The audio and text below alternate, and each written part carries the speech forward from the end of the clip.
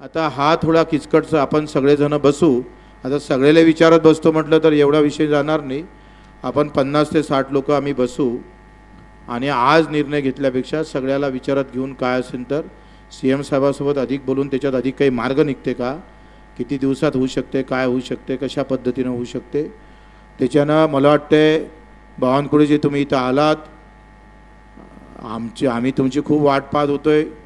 म्हटलं पालकमंत्री आहे, तुम्ही लवकर याल, आम्हाला जास्त दिवस उपाशी नाही ठेवणार, कारण आम्ही 20 वर्ष सोबत राहिलेलं आहे, मित्रत्वाचं नातं आहे. पण तुम्ही आम्हाला 6 दिवस उपाशी ठेवलंच आखरी. आता अजून समोर ठेवू नका, आता अजूनही समोर ठेवायची. तुम्ही म्हणून घे झालं बुत्ते तू आता टोले. तर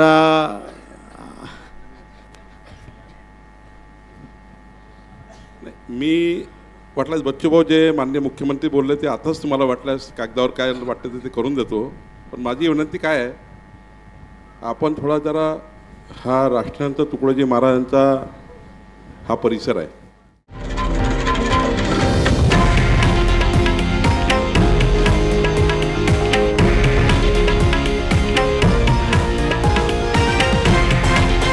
हे आहे देशातील नंबर 1 न्यूज नेटवर्क आणि आपण पाहत आहात TV9 मराठी, एकमेव.